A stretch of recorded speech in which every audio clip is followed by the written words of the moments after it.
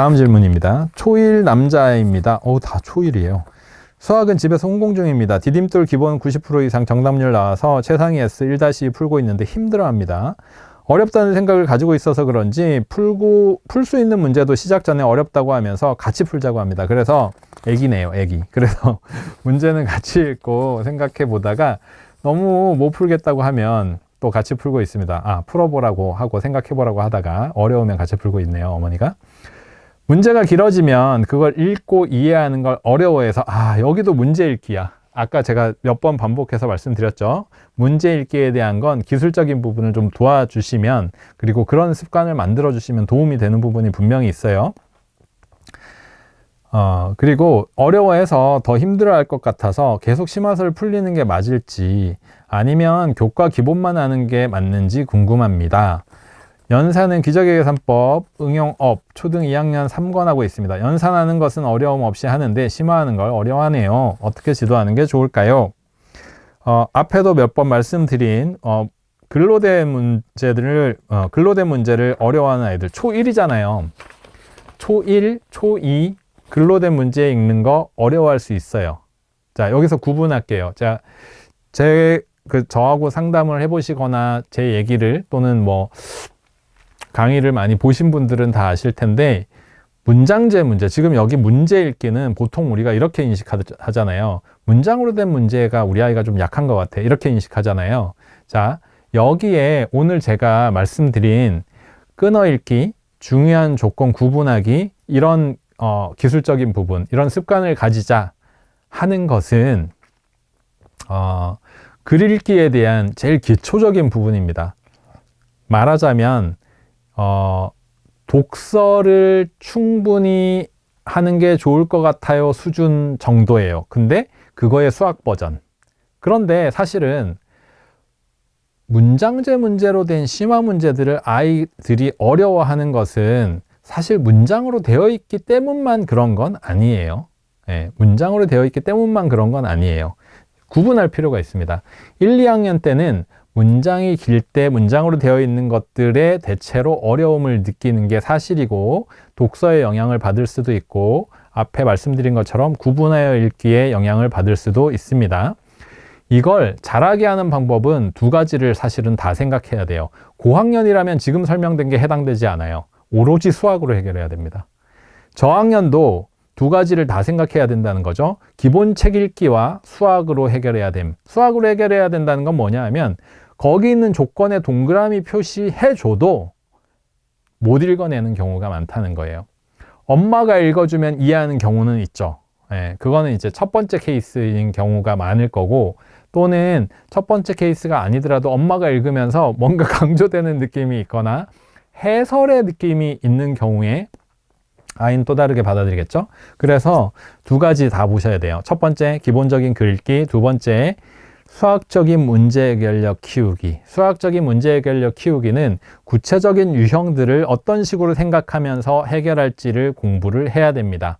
그런 책은 따라하면 풀리는 초등수학이죠. 심화 유형서. 그 다음에 심화 유형서라는 건 각각을 어떤 식으로 접근하고 어떤 식으로 생각하고를 제대로 배우는 것이 중요하다. 그렇기 때문에 배우고 연습하는 거. 그래야 다음에 나올 때 잘할 수 있겠죠.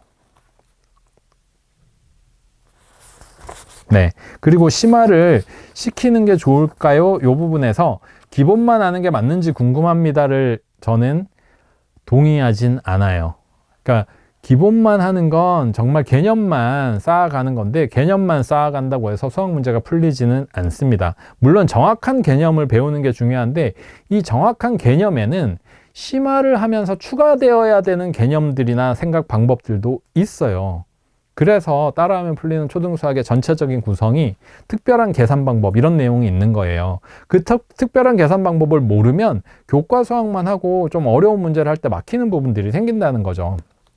그런 부분들 때문에 심화서를 어려워하면 하지 않는 것이 좋습니다가 아니라, 그렇다고 따풀이 답입니다 이렇게 말씀드리고 싶은 게 아니라, 아이가 힘들어하는 책을 좀 낮춰준다거나 아니면 그거를 잘 배워가서, 그러니까 최상위 S를 하더라도 지금 어려워할 때 하나하나를 정확하게 배우게 해서 비슷한 게 나왔을 때 다음 거에 되면은 그게 되는 거죠. 학습이 되는 거죠. 그래서 심화가 지금 처음이라면 이런 현상을 겪을 수가 있어요. 그래서 차근차근 하는 게 중요하고 너무 어려워한다 싶으면 단계를 낮춰주시되 기본만 한다가 아니라 예를 들면 뭐 응용서 아니면 유형서 이런 부분들을 좀 충분히 풀면서 단계적으로 아이들을 좀 만들어 가야 되겠다.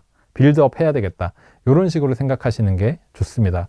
그렇다고 기본 위주로만 해야 되겠어 하시면 안 돼요. 그 아이의 심화의 수준은 다른 아이들은 여기 있는 걸 하더라도 우리 아이는 여기에 있는 게 심화일 수 있고요.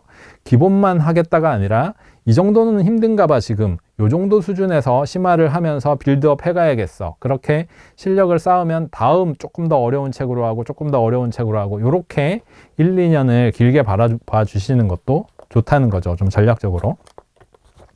다음 사연입니다. 7세네요. 선생님 예비초 현재 7세 엄마입니다. 이때까지는 7교나 여기도 좀 말씀드릴 게 있을 것 같아요. 이때까지는 7교나 두뇌 게임 위주 학원을 다니면서 학원에서 숙제로 연산 문제집과 교과 문제집을 주시면 집에서 시키는 식으로 수학을 해왔습니다. 애가 덕분에 도형 감각도 많이 늘고 특히 즐겁게 배우고 있어요. 하지만 이제 초등학생이 된다 생각하니 수학학원을 좀 다녀야 할 것 같아서 필지에 시험을 쳤고 합격은 했습니다. 이때까지 사고력을 많이 다뤄보진 못했는데 애가 워낙 수학을 좋아해서 즐겁게 다니지 않을까 생각했는데 기존 학원에서는 필즈 같은 대형 학원에서 주입식으로 어려운 문제를 풀면 흥미도 떨어지고 아이에게 힘들 수 있다며 반대하시더라고요. 애가 아직은 좀 눈물도 많고 마음이 여려서 걱정이 더 되긴 하네요.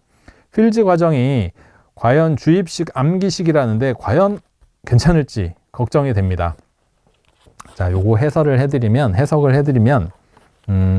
일단 7교나 두뇌 게임 위주 학원을 다니면서의 과정은 수학을 즐겁게 할 수 있는 과정, 그 즐거움과 함께 아이에게 수학을 해줄 수 있는 기초를 만들어주는, 기반을 만들어주는 과정일 수 있고 그렇습니다.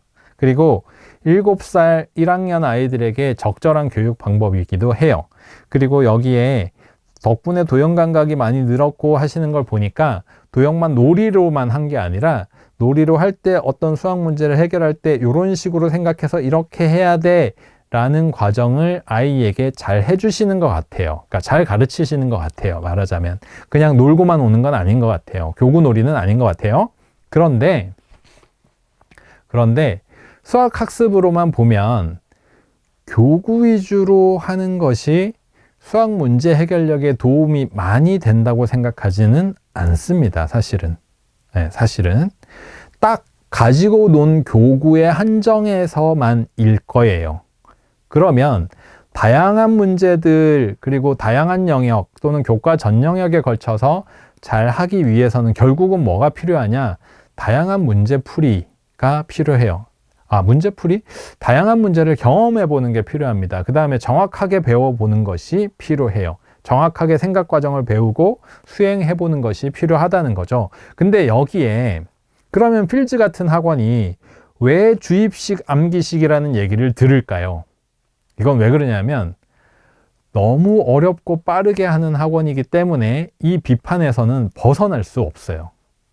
아무리 잘 가르쳐도 여기 다니는 모든 아이들이 다 똑똑하고 다 치고 올라가고 아이들은 다 똑같지 않기 때문에 근데 필즈는 상당히 빠르고 깊이 있는 걸 가르치는 학원이에요. 황소도 마찬가지고 사고력 학원들도 전반적으로 마찬가지예요. 근데 빠른 정도가 학원마다 다르고 하기 때문에 그렇죠. 그래서 사고력 학원들 중에 사고력 학원 보냈는데 우리 아이 생각하는 방법 배워오라고 보냈는데 문제를 많이 푸는 그 학원은 자꾸 주입식으로 이 문제 이렇게 하면 답 나온다처럼 배워오는 것 같아 라고 느끼실 경우가 있어요. 그렇게 느끼실 경우에 이게 하나의 케이스로 이렇게 교육이 답이 어디 있겠어요. 그죠? 하나의 케이스로 제가 이렇습니다. 좋습니다. 나쁩니다. 뭐 이렇게 설명드릴 수가 없는 부분일 것 같고 잘 가르칠 수 있는데 선생님이 뭐 이렇게 좀 가르치는 부분이 좀 부족할 수도 있을 거고요. 때로는. 또는 아이의 레벨이 그 정도를 다 자기 것으로 가져가기에는 조금 부족한 느낌이 있는 경우에 아이와 엄마는 특히 그렇게 느낄 수 있습니다. 근데 제가 심화를 뭐라고 말씀드렸어요? 심화를 할 때 내가 가지고 있는 실력보다 조금 더 어려운 것, 조금이라도 어려운 것을 배우면 선생님이 잘 이해시키면서 가르쳤을지라도 아이들은 그걸 기억으로 저장합니다. 기억으로 저장하면 집에 가서 엄마랑 숙제를 할 때 엄마가 이거 어떻게 하는 거야? 어떻게 배웠어? 하면 아이는 기억을 더듬어서 이렇게 하라고 했는데 이 다음에 이렇게 했는데 이게 생각이 안 나. 모르겠어. 이런 식의 반응이 있을 때가 있어요. 그러면 수업에 들어가 보지 않은 엄마 입장에서는 주입식으로 받아와서 암기해 와서 이게 생각이 안 나네. 이해를 시켜줬어야 되는데 이렇게 판단하실 수 있습니다. 그런데 말씀드린 것과 같이 나보다 조금이라도 어려운 문제는 아이들이 기억으로 저장하게 되어 있고 그렇게 기억으로 저장하는 가운데 그런 훈련을 해가면서 내가 이렇게 쑥 실력이 자라면 그것들이 이제 내 것이 되는 부분들이 생기는 거예요. 심화학습이라는 것은 내가 아직 모르는 논리들, 내가 어려워하는 논리들, 그러니까 문제가 안 풀리는 논리들을 논리적으로 배워서 그리고 그것들을 반복해가고 훈련해가고 하면서 나의 생각하는 힘을 키우는 거죠. 높여주는 거죠. 그렇기 때문에 이런 비판은 난이도 있는 것들을 배우고 있는 것들은 이런 비판을 사실은 저는 벗어날 수는 없다고 생각해요. 아이의 의지와 아이가 어느 정도까지 해내느냐, 이 아이의 멘탈이 중요합니다. 그리고 어머니가 그걸 인지하시고 잘 뒷받침해 주시는 것도 중요하겠죠. 이끌어 주시는 것도 중요하겠죠. 이렇게 설명드리고 싶어요. 심화학습이라는 건 그런 면이 있습니다. 다음입니다. 안녕하세요, 소장님. 저희 아이는 초2인데요. 지금 3-1 개념 끝내고 3-1 최고 수준 S를 하는데 모든 단원은 아니고 힘들어하는 단원이 종종 보입니다. 이대로 심화서를 하면 힘들어할 것 같아 중간에 따풀을 풀리고 싶은데 알아보니 따풀이 학기마다 2권씩 있더라고요. 준 심화서까지 진행한 경우에도 1권이랑 1권은 다 진행하는 게 좋을까요? 네, 1, 2권은 다 진행하셔야 되고요. 1, 2권이 제가 아까 말씀드린 것처럼 초반에 말씀드린 것처럼 지금 책 이름이 이렇게 상하로 바뀌어서 나와요. 그리고 이미 나온 책의 1, 2권도 상하로 차차 바꿀 건데요. 상하는 뭐 더 어렵고 더 쉽고가 아니라 2권을 모아서 한 학기를 구성하고 있는 책이고 영역의 개수, 페이지의 수는 사실은 상하를 다 합치면 최상위 S보다 한 20-30페이지 많습니다. 아주 큰 차이는 아니죠. 근데 페이지마다 유형으로 연습을 시키고 하려다 보니 한 권으로 구성하기엔 초등학생 책으로 너무 두꺼웠어요. 190페이지면 한 권으로 하기가 힘들잖아요, 초등학생 책이. 그래서 그나마 풀이 공간들도 줘야 되고 연습하는 문제들도 넣어야 되고 이렇게 컨셉을 그렇게 구성하다 보니까 2권이 나온 거고요.